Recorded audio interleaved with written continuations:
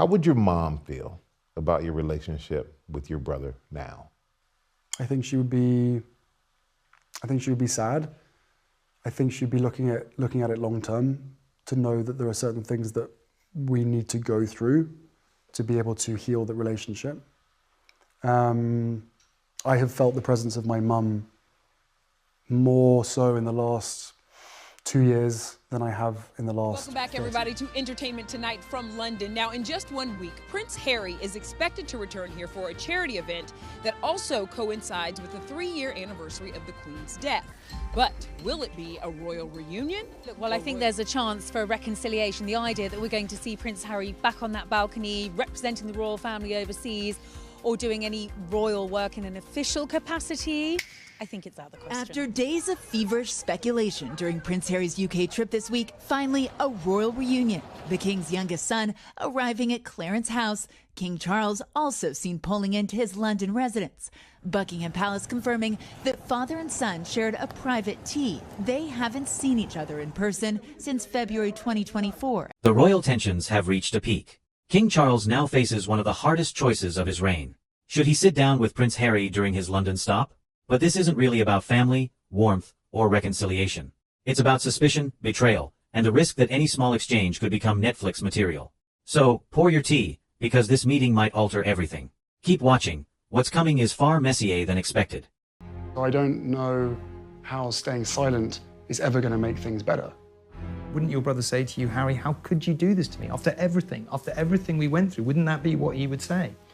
He'd probably say all sorts of different things. Some people will say, you have railed against invasions of your privacy all your life. But the accusation will be, here are you invading the privacy of your most nearest and dearest without permission. That'll be the accusation. One of the criticisms that you've received is that, well, okay, fine, you want to move to California, you want to step back from the institutional role. Why? Or have a conversation with the correspondent. And that correspondent will literally be spoon-fed information and write the story. And then at the bottom of it, they will say that they've reached out to Buckingham Palace for comment.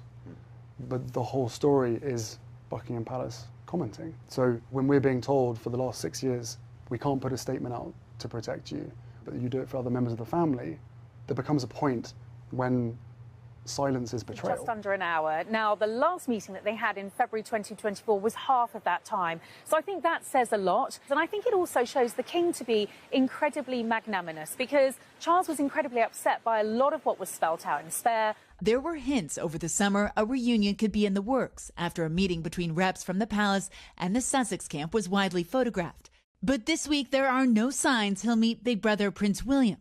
I think we can draw a lot from the fact that William was hundreds of miles away, in fact in Cardiff yesterday, while Harry was in London, clearly not willing to meet with his brother, not willing to have a conversation, and not willing to open that door for a reconciliation. King Charles now finds himself in one of the trickiest moments of his reign. A weighty choice looms over whether to see Prince Harry during his London trip. At first glance, it's simply a father debating a visit with his son. But beneath the surface, the risks are far greater. Their trust has collapsed completely, and rumors that Harry might expose private talks have made even the thought of a reunion dangerously explosive. Accusation from the people that don't understand or don't want to believe that my family have been briefing the press. If you're invited to the coronation, will you come? There's a lot that can happen between now and then, but, you know, the door is always open. The ball is in their court. There's a lot to be discussed, and I really hope that they are willing to sit down and talk about it. Do you still believe in the monarchy? Yes. Do you believe you'll play a part in its future? I don't. And Charles isn't the only one uneasy. Camilla is reportedly strongly opposed to letting Harry back in, warning that even a small gesture could be twisted and exploited. She points to Harry and Meghan's fading relevance in Hollywood and fears they'll seize on any encounter as new material. Then comes the Diana factor. Whispers of Harry tying himself to another Diana-themed project have left the royals rattled. William in particular remains fiercely protective of his mother's legacy, and the idea of her story being reshaped for spectacle is enough to push him into drawing a firm line in the sand. Prince Harry has compared Camilla to an evil stepmother in a revealing new passage from his upcoming memoir, Spare. The Duke of Sussex says that both he and William were aware that she was the other woman, but begged Charles not to remarry. The brothers then had meetings with Camilla before she went public with her romance with Charles. And Harry compared this experience to getting a painful injection. Harry then continued that the now Queen Consort wasn't really interested in meeting him, writing that she seemed bored during their conversation. Harry said he believes this was simply because he wasn't the heir, so this meeting was a pure formality. Harry says that he also was unsure how Camilla would treat him once she became a member of the family, saying, "I remember wondering if she would be cruel to me, if she would be like all the wicked stepmothers in the stories." Prince Harry has likened Camilla to a wicked stepmother in a striking new excerpt from his memoir, Spare. The Duke of Sussex recalls that he and William always knew she was the other woman, and even pleaded with Charles not to remarry her. Both brothers eventually met with Camilla before she revealed her relationship with Charles publicly, but Harry compared the encounter to receiving a painful injection. He claims the now Queen Consort showed little interest in him, describing her as bored throughout their talk. Harry believed this indifference stemmed from the fact that he wasn't the heir, making their meeting nothing more than a formality. He also confessed to doubts about how Camilla might treat him after joining the family, admitting, "I remember wondering if she would be cruel to me, if she would resemble all the wicked stepmothers in the stories."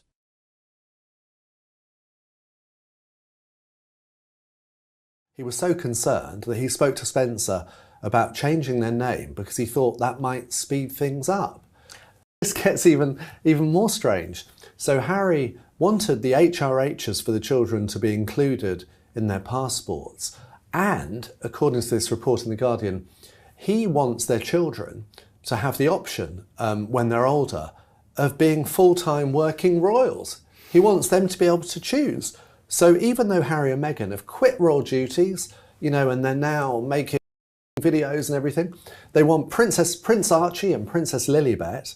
Inside Buckingham Palace, the mood is unmistakable. Every encounter with Harry is now seen as a potential setup, and Charles understands this more than anyone. His refusal to take Harry's calls isn't cruelty. It's self-preservation, for himself, the monarchy, and the crown's reputation. One slip, one overly warm gesture, and it could be spun into a PR spectacle Harry and Meghan might exploit to keep their brand alive. And truthfully, Harry hasn't strengthened his case. That infamous 12-minute drop-in at Clarence House wasn't just rude, it left Charles blindsided. No heads-up, no planning.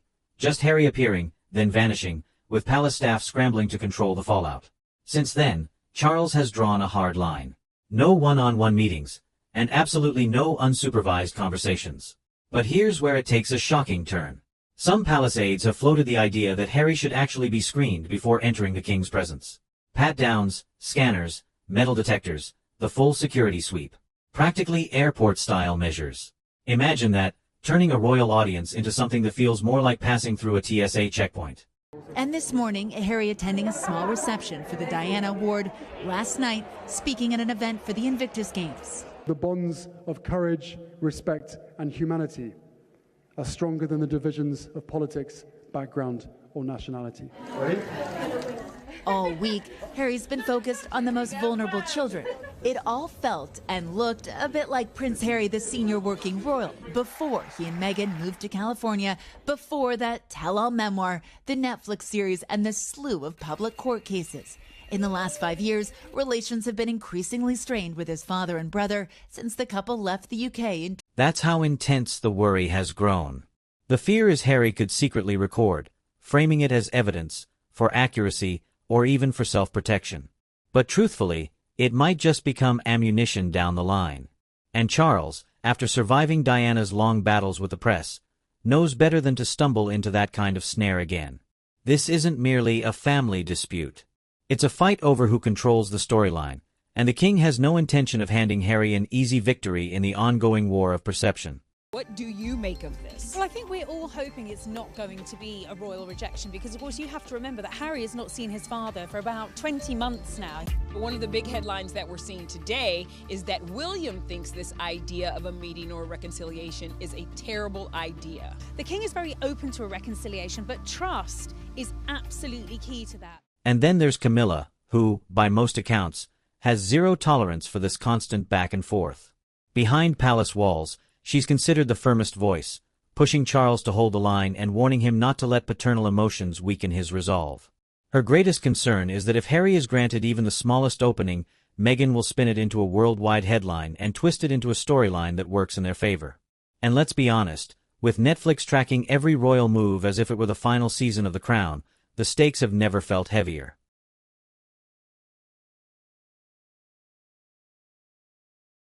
At the core of everything lies one glaring issue: trust. Or rather, the fact that it's completely gone. Harry hasn't apologized for a single thing. He hasn't backed away from the racism allegations. He hasn't retracted his criticisms of Camilla, of Catherine, or of William. So when Charles looks at his son today, he doesn't just see family. He sees danger. The kind of danger that could spark another firestorm and further damage the monarchy's already fragile reputation. And let's be clear, the Crown is in no position to weather another scandal right now. All siblings are at least a little different, and Prince William and Prince Harry are no exception. Among their many differences, the two share contrasting opinions about their stepmother, Camilla Parker Bowles. While William has been publicly supportive of her, Harry is closed off to the notion of Queen Camilla. Tina Brown, royal biographer and author of Palace Papers, told The Telegraph, Harry can't stand Camilla. He doesn't want Camilla to be queen. He's very angry that it's happening. He has not made his peace with it, and he probably never will. Only time will tell if the relationship between Parker Bowles and Harry will strengthen or worsen. And when it comes to image, things get even more revealing. Increasingly, it appears Harry and Meghan's strategy is focused on clinging to the spotlight. Many believe this push for a sit-down with Charles isn't about healing wounds at all, but purely about appearances. A calculated PR move, a headline grab, a way to inject energy into their brand and keep Netflix dollars coming. Because truthfully, their glow in Hollywood is dimming fast. The major offers have slowed. The media isn't enchanted anymore. And their once high-profile Spotify deal is already a thing of the past.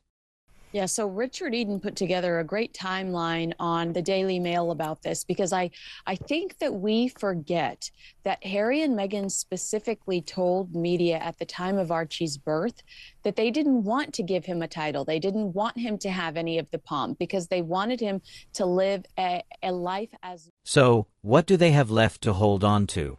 Royal proximity, just being linked to the monarchy, even through speculation, keeps their names circulating in headlines. And what better way to stir noise than by leaking hints of a possible meeting, whether it's real or not? It's deliberate, it's calculated, and it sustains attention without them having to produce anything fresh. But here's the twist. Charles has seen this exact strategy before, not from Harry, but from Diana. He knows all about manipulation, emotional pressure, and media maneuvers. None of this is unfamiliar, and he's stepping into it with extreme caution. That's why palace insiders whisper about strict guidelines if a meeting ever occurs.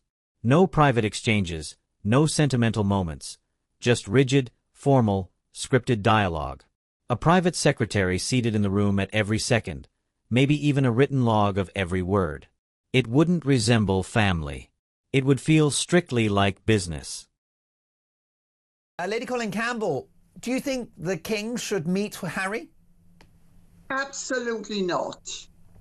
I think it would be a fatal error to meet Harry. There's no reason why he should. It's not going to work in his favor. It's not going to work in favor of Prince William. I think it would be a gross error because anything that's happened in the meeting. And that's the tragedy. This isn't a story of father and son anymore. It's about survival, about controlling the narrative. Right now, Harry and Meghan are fighting for relevance. Their Netflix deal looks shaky. Their media presence is shrinking. The pressure is building for them to deliver something major, and that's where the Diana card comes into play. Rumors are swirling about a potential Netflix project that could thrust Diana back into the spotlight. Not as a tender, loving tribute, but in a darker, more incendiary light. Word is it could dig into conspiracy theories, speculation about her death, and unsettling questions about what the palace may have known. And insiders claim Harry is strongly considering planting himself at the center of it. The idea being floated is that this could be his ultimate move, his final, defining chance to secure a lasting foothold in the media. And here's the shocker, there's even talk his uncle, Earl Spencer, could be drawn in.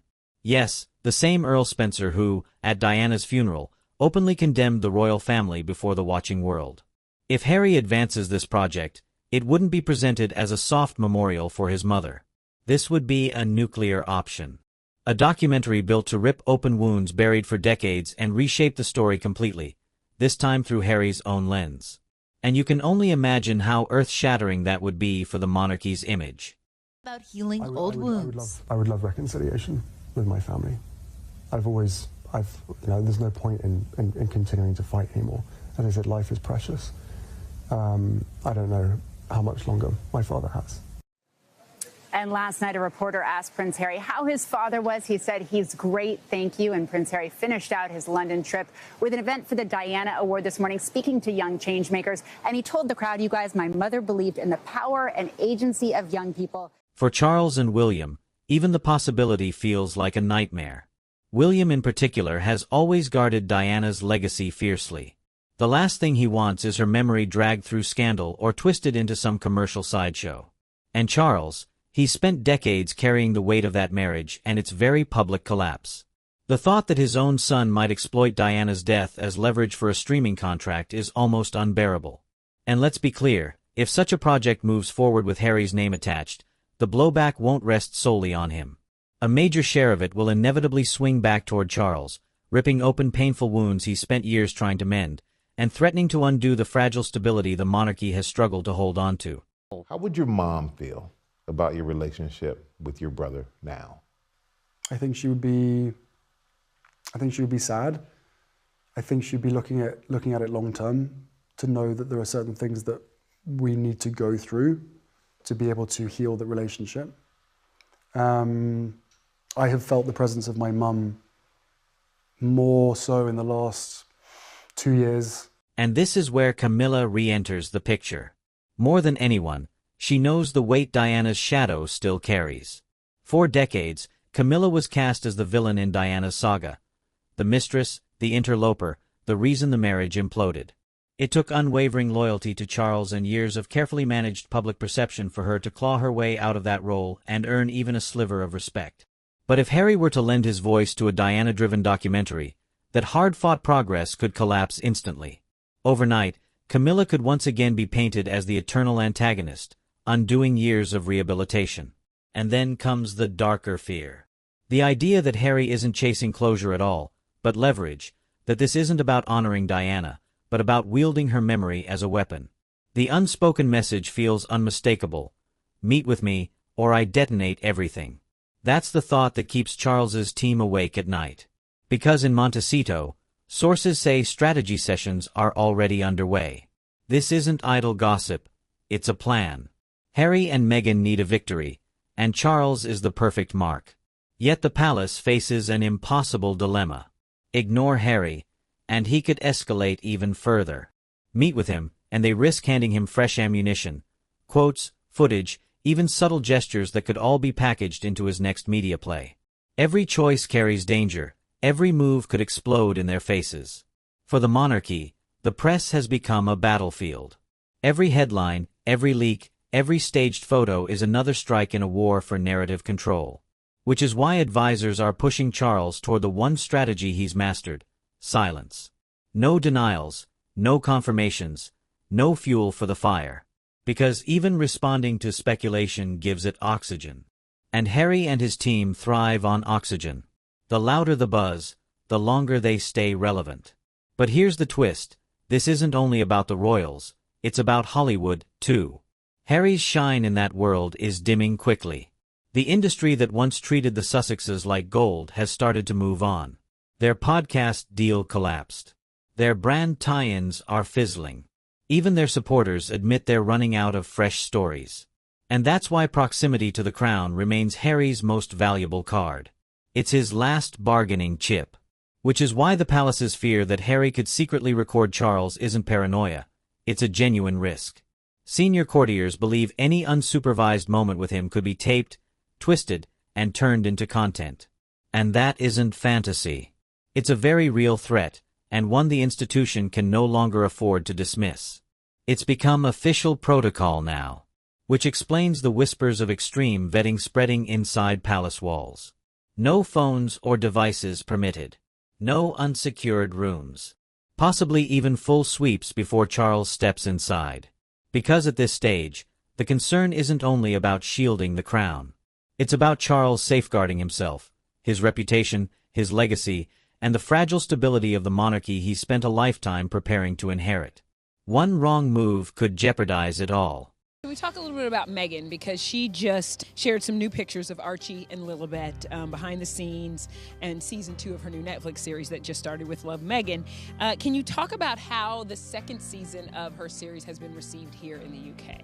Do you know who doesn't like lobster? William's stance is even harder. Reports say he flat out refuses to share a room with Harry without a witness present. And honestly, who could blame him?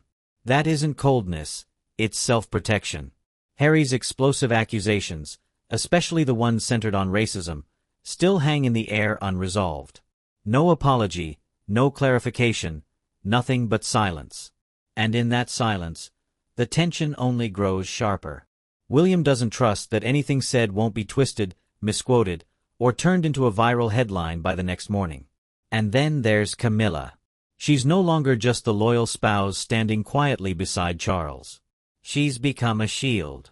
Having endured the darkest years of public loathing, clawing her way out of the other woman label, she rebuilt her reputation inch by inch.